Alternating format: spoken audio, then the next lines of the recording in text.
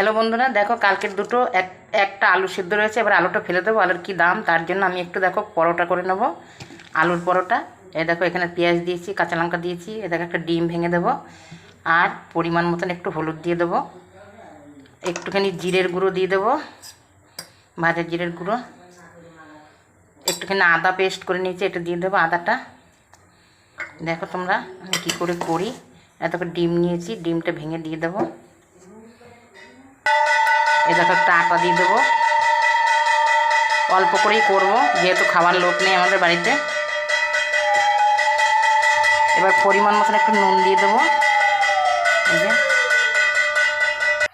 এই দেখো বন্ধুরা, আটাটা আমার মাখা হয়ে গেছে। এই দেখো সব কিছু মশলা দিয়ে মেখে নিয়েছি। এই দেখো ডিমটা ফাটিয়ে নিয়েছি, আর এই দেখো এখানে পরোটাটা বেলে নিয়েছি, আলুর পরোটা। দেখো তাওয়া বসিয়ে দিয়েছি। এবার কি করে ভাজবো দেখো। এই দেখো বন্ধুরা, ঘি দিয়ে ভাজবো আমি পরোটাটা, ঘিয়ের পরোটা। এই দেখো বন্ধুরা, কড়াইতে ঘি দিয়ে দিয়েছি। এই যে এবার পরোটাটা দিয়ে দেবো, এবার ডিম দিয়ে দেবো।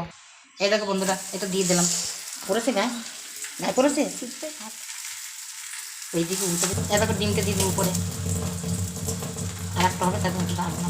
ডিমটাকে এরকম করে পুরো পরোটার গায়ে লাগিয়ে দিতে হবে। দেখো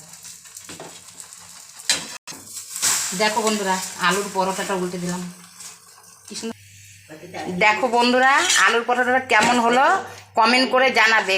পরোটাটা খুব সুন্দর হয়েছে দেখতে, আর সব কিছু মশলা দেওয়া আছে তো, খেতেও খুব ভালো লাগবে পরোটাটা আমার হয়ে গেছে। এই দেখো নামিয়ে দেবো। এই দেখো পরোটাটা নামিয়ে দিলাম। এই দেখো বন্ধুরা, দুখানা হয়েছে আলুর পরোটা। দেখো কি সুন্দর হয়েছে দেখো পরোটাগুলো। এই দেখো উপরে ডিম দিয়ে দিয়েছিলাম। এই দেখো পরোটাগুলো। আমার এই আলুর পরোটা করা কেমন লাগলো তোমাদের কমেন্ট করে জানাবে।